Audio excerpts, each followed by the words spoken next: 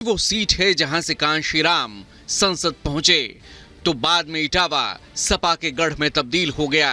हालांकि अभी इटावा पर बीजेपी का कब्जा है, लेकिन 24 के रण में यहां की जनता कौन सा बटन दबाने वाली है, यही जानने के लिए हम ग्राउंड जीरो पर पहुंचे। आपकी सुनवाई हो रही है? जी, पंकज यादव नाम है मेरा। वोट में बीजेपी में दूंगा।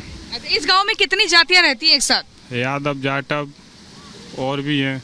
यादव हैं, दलित हैं। देखिए आपको बता दें, इटावा जो है यहाँ पर दलितों की संख्या ज्यादा है, 4 लाख के करीब बताई जाती है। और कौन रह गए? आइए भाई साहब आइए। चाचा बड़े दुखी से लग रहे हो। अरे नहीं। नाम क्या है? राम नरेश। नरेश जी थोड़ा मुस्कुरा तो दीजिए, देश की जनता देख रही है। वोट करने जाओगे? हाँ, क्यों नहीं करेंगे वोट। चौथे चरण में वोट पड़नी है, बहुत सारे मुद्दे इस बार। हाँ, मुद्दे तो बहुत है। महंगाई है और सुरक्षित माहौल। माल तो ठीक है। कानून व्यवस्था ठीक हुई बीजेपी राज में? कानून सही है, कानून सही। महंगाई ज्यादा है, बेरोजगारी है। और हाँ, और ये मतलब राम मंदिर पे मुद्दा वोट पड़ेगा इस बार? नहीं, राम मंदिर पे नहीं, मंदिर मस्जिद पे नहीं पड़ेगा। नहीं पड़ेगा। गुंडाई कौन करता है सबसे ज्यादा? गुंडाई तो जहाँ जिसकी चलती है वो अपनी हिसाब से करते हैं। वैसे कि मतलब यहाँ तो मतलब ऐसा मतलब कोई माहौल नहीं है गुंडाई का यहाँ तो। जाति के नाम पर वोट पड़ेगा क्या? जाति के नाम पे तो नहीं पड़ेगा। आपका नाम? सनोज यादव। यादव जी, कौन इस बार लग रहा है देश की सत्ता पर बैठेगा? सपा। देश की सत्ता पे सपा कैसे बैठ जाएगी? अखिलेश। और वो तो क्षेत्रीय पार्टी है। और को बैठे? प्रधानमंत्री कौन बनेगा? राहुल गांधी या मोदी? ऐसा प्रधानमंत्री यहाँ कोई महत्व नहीं है। हम अखिलेश और जानते योगी को। अच्छा, तो योगी जी बेहतर लगते हैं या अखिलेश? अखिलेश यादव। ऐसा क्यों? हम यादव हैं इसलिए यादव। पिछली बार किसको वोट किया था? अखिलेश को ही। 2019 में भी, पर यहाँ से बीजेपी ने जीत दर्ज की थी। वो अलग बात है, हम देते हैं, हम बता रहे। चलिए यहाँ पर देखिए, इस चौपाल में हम लोगों से लगातार बात कर रहे हैं। और आपको क्या लग रहा है इस बार 400 पार हो पाएगा बीजेपी? अरे 400 पर 200 पार नहीं होया। बहुत बड़ी बात कह रहे हैं। 200 पार नहीं होया बीजेपी। आइए, नहीं बैठिए यहाँ पे। 200 पार नहीं होया बीजेपी। और 80 सीटें? पहले तो वोट दे दो, 15 लाख के लालच में लूट दे दो, नौकरी लगे, नौकरी लगी न 15 लाख आए। अभी तक 4 लोगों से बातचीत पे इतना तो साफ था कि 24 के जंग में इटावा का चुनाव एक तरफा नहीं होने जा रहा है। लोग विकास और बेरोजगारी की बातें कर रहे थे, लेकिन वोट किसको देने जा रहे हैं वो भी पहले से तय है। का नाम? जी, शिशुपाल सिंह। शिशुपाल सिंह जी, ये बताइए इस बार क्या चाह रहा है आपका गाँव? विकास चाह रहा है। विकास मतलब भाजपा या सपा? रोजगार चाह रहा है। किससे उम्मीद की जा रही है? सपा से। ये मन बना लिया है? जी। आपका नाम क्या है? राकेश कुमार। राकेश कुमार जी, बताइए आपके इस गांव में जाति के आधार पर मतदान होगा या मुद्दों के नाम पर? मुद्दों के आधार पर। मुद्दे क्या क्या है? बेरोजगारी, सबसे बड़ी बेरोजगारी है, महंगाई है, और सबसे ज्यादा जो साड़न ने जमीन चरी है, इस मुद्दे पे वोट दिए। क्या लग रहा है इस बार? इस बार सपा सरकार, ओनली सपा सरकार। ओनली सपा। ये बताइए भाई साहब, आइए बैठिए। क्या नाम है? ओहसान सिंह। सिंह साहब, क्या मन बनाया? सपा चलेगी यहाँ, साइकिल दौड़ेगी कस के।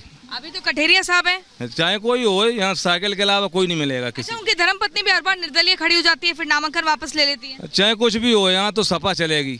सपा का, हाँ सपा। क्यों भैया, आप लोग बड़ा हंस रहे हो सब युवा यहाँ पर, क्या किसको वोट करेंगे इस बार? सपा को। क्यों? क्योंकि वो इसमें कोई बहुत दिक्कतें हैं। कोई आपका नाम क्या है? गिरीश बाबू। गिरीश बाबू जी, क्या क्या दिक्कतों का सामना करना पड़ा? दिक्कतें सब दिक्कतें, बेरोजगार कोई वही है ही नहीं, कोई सुनवाई नहीं हो रही है कहीं भी जाओ। किस मुद्दे पर वोट कर रहे हो? मुद्दा मैडम कई है। देखो, विकास का मुद्दा है, युवा अपना बेरोजगार हो चुका है, किसी प्रकार किसी को सरकारी नौकरी आप नहीं। लोगों को लगता है कि अगर भाजपा की सरकार आ गई तो देश के कानून या आरक्षण को खतरा होगा? मैडम, भाजपा सरकार हमने आज तक 10 साल के अंदर, हम सांसद ही नहीं देखा अभी तक।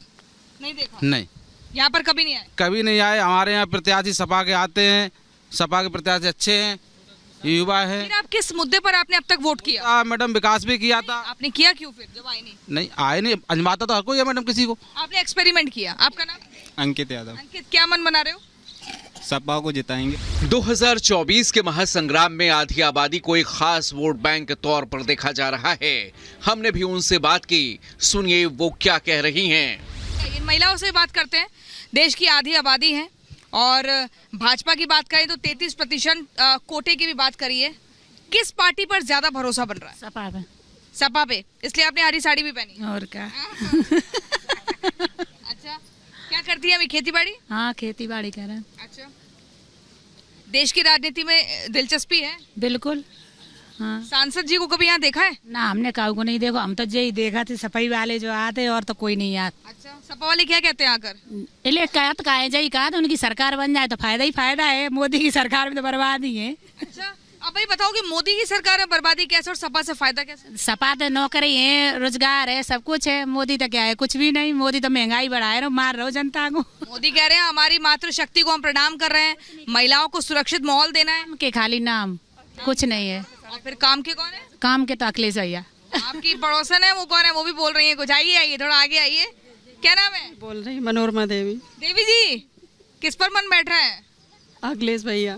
भैया, अच्छा, इस बार तो भाभी भी मैदान में है। अब भाभी अखिलेश भैया जो भी है वो सब ठीक है। भाजपा? भाजपा नहीं है। देश का प्रधानमंत्री कैसा होना चाहिए? अखिलेश यादव। क्यों? वही अच्छे लगते हैं सभी को। राहुल गांधी बुरा मान जाएंगे? तो राहुल गांधी भी चल जाएंगे। बीते 10 सालों से इटावा लोकसभा सीट पर बीजेपी का कब्जा है, लेकिन इस बार हवा का रुख किसकी तरफ है, जरा ये जान लीजिए।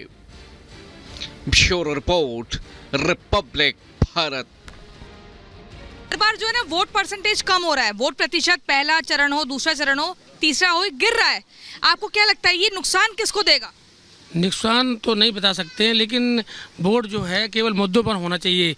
मस्जिद पे लोग घरों से बाहर नहीं निकल रहे हैं वोट करने के लिए, ऐसा क्यों? गर्मी का माहौल भी है और काम का दौर है, किसान बिजी है थोड़ा, तो गर्मी के हिसाब से वोट। लोकतांत्रिक पर्व भी तो है, इतना बड़ा लोकतांत्रिक अधिकार है, लोकतंत्र का त्योहार है, इसमें तो बाहर निकलना चाहिए।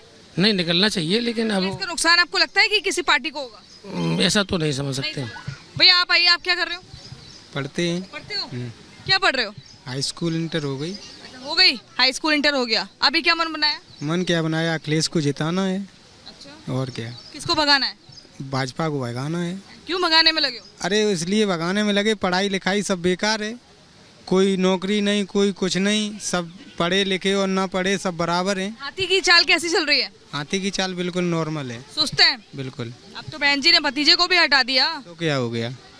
दिल में जगह नहीं बना पाएंगे? नहीं। उन्होंने अपनी बातों को रखा है। अलग अलग बिरादरी के लोग इस गांव में रहते हैं और सब मिलजुल कर मुद्दे बता रहे हैं अनेक कि आखिर किस पर करेंगे मतदान, किसको चुनेंगे अपनी सरकार के रूप में और किस प्रत्याशी को जिताएंगे। हालांकि इस सीट से हर बार अगर पिछले 2 बार की बात करें तो बीजेपी ने जीत दर्ज की है, लेकिन इस बार देखना दिलचस्प होगा क्योंकि कांटे की टक्कर है।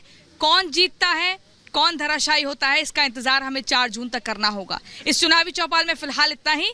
आगे सफर भी जारी रहेगा और आपको जमीनी हकीकत से रूबरू कराएंगे कि जनता का चुनावी मिजाज कैसा है। वीडियो जर्नलिस्ट संतोष के साथ प्रियंका शर्मा, इटावा से, रिपब्लिक भारत के लिए।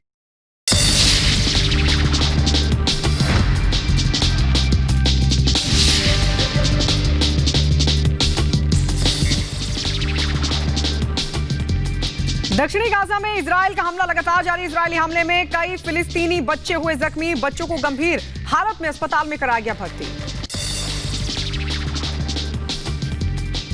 आगे बढ़ेंगे जहां पर इजराइल ने गाजा के राफा में हमास के ठिकानों पर किया ताबड़तोड़ हमला, हमास के 18 ठिकानों को नष्ट किया। राफा में इजराइल का ताबड़तोड़ हमला जारी। आपको बता दें इजरायली टैंक ब्रिगेड ने राफा क्रॉसिंग पर किया जोरदार हमला और कब्जा। इजराइल ने गाजा के अरब बेडुइन शहर में दर्जनों घरों को नष्ट किया है। इजराइल ने अवैध निर्माण का भी आरोप लगाया है। अमेरिका के फ्लोरिडा में विमान की इमरजेंसी लैंडिंग हुई, विमान के विंग में आई थी खराबी।